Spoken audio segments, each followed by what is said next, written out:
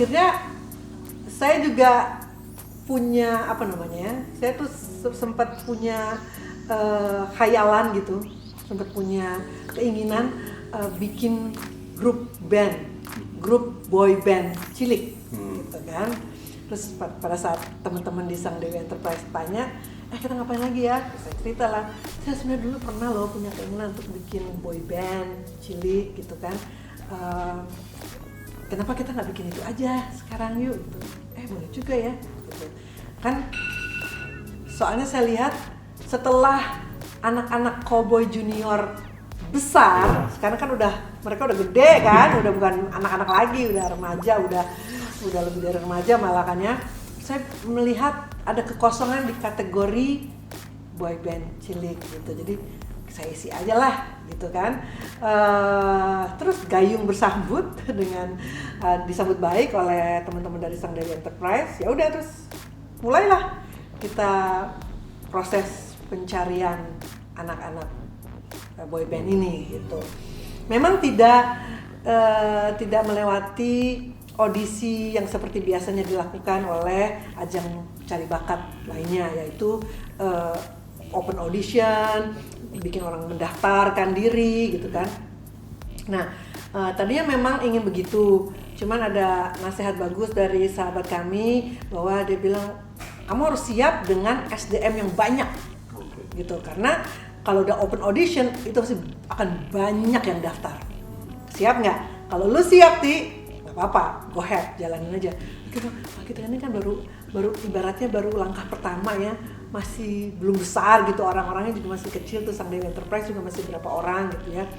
Terus oh ya udah deh, kita jangan open audition, kita hunting aja, scouting.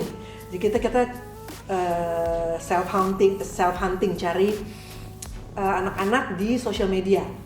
Jadi di Instagram, lewat YouTube.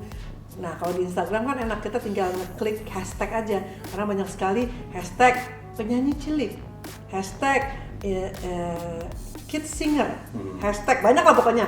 Kita tinggal ngeklik hashtag itu, keluarlah, bermunculan lah. Nah, dari situ kita mulai hunting tuh. Oh, ini bagus. Jadi yang bagus-bagus kita pilihin dulu, kita kerucutin lagi, lalu kita hubungi satu-satu lewat DM. Sang Dewi Enterprise menghubungi lewat DM, direct message di akunnya mereka. Tentunya nanya, minta nomor telepon orang tuanya, ibunya, bapaknya gitu untuk meneruskan itu gitu kan ya.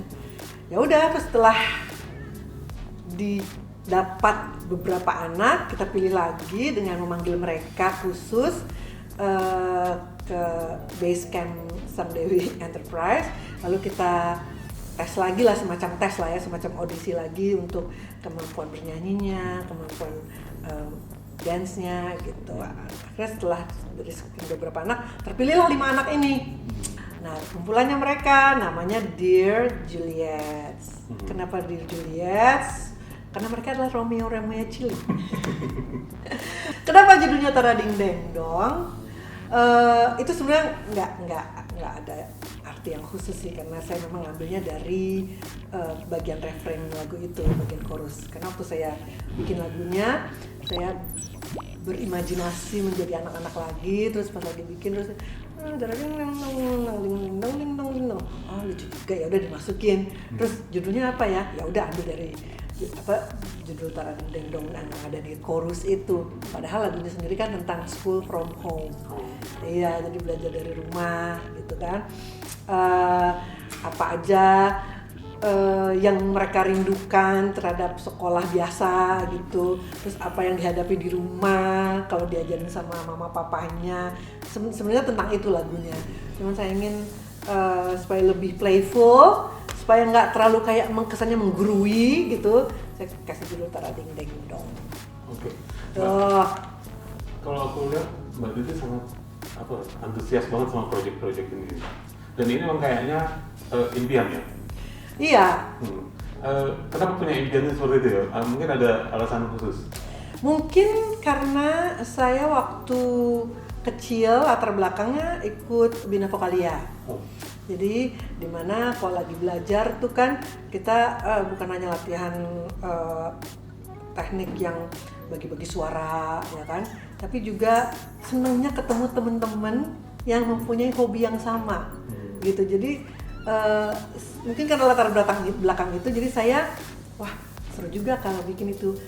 Tapi juga ada pengaruh dari saat saya menjadi juri di Indonesian Idol kan 6 season, Indonesian Idol Junior juga pernah, The Coach 2 season, yang terakhir kedua season malah saya menang lagi ya, tim saya yang menang maksudnya.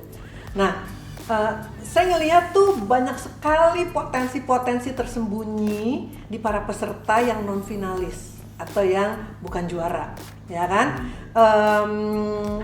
Karena kadang-kadang sang juara di ajang seperti itu kan biasanya hasil voting, ya kan? Jadi hasil voting. Jadi padahal di balik itu banyak juga peserta yang bagus-bagus, yang mungkin kurang beruntung aja gitu, votingnya nggak banyak atau apa gitu. Tapi dan berangkat dari situ saya melihat wah ini sebenarnya banyak banget nih potensi anak-anak bernyanyi gitu, baik yang remaja maupun yang masih anak-anak gitu kan. Nah jauh sebelum Dear Juliet ini, dulu memang saya pernah nge-produce grup band cewek juga, girl band cewek namanya Darajana. Mereka bertiga trio, itu juga sempat produce. Nah, mereka juga bertiga adalah peserta Indonesian Idol yang non finalis gitu. Jadi saya ini bagus. Itu juga hasil saya pilih-pilih beberapa dulu, setelah itu mengerucut baru menjadi bertiga gitu. Jadi mungkin karena latar belakang itu, jadi impian saya, sayang banget kalau tidak tersalurkan bakat-bakat yang bagus ini gitu kan. Itu aja sih, sesimpel itu. Jadi Dear Juliet ini selama karantina kan ada vocal coach-nya kan. Jadi memang kita hire guru vokal, hire guru dance. Tapi memang ada ada arahan dari saya. Jadi vokalnya misalnya lagi latihan, basicnya itu adalah latihan pernafasan, terus latihan bagi-bagi suara, pokoknya teknik vokal tuh diajarin. Tapi pada saat masuk ke lagu, mempelajari lagu, saya ingin mereka juga misalnya ada lagu yang memerlukan suara 1, suara 2 gitu ya.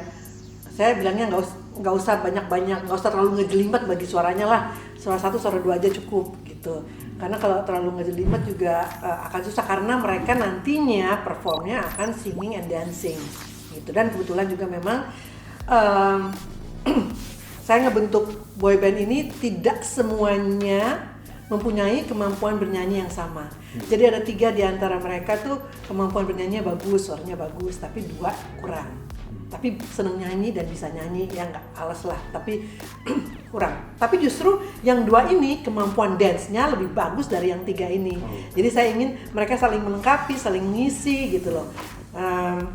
Beruntung mereka juga seneng dance, jadi supaya balance nyanyinya, lagunya nggak usah susah, supaya yang bisa nari itu masih tetap bisa catch up, bisa ngikutin. Begitu juga dance, saya ngarahin ke guru dance-nya juga bukan ajarin mereka koreografi untuk dancer ya, tapi koreografi untuk singer.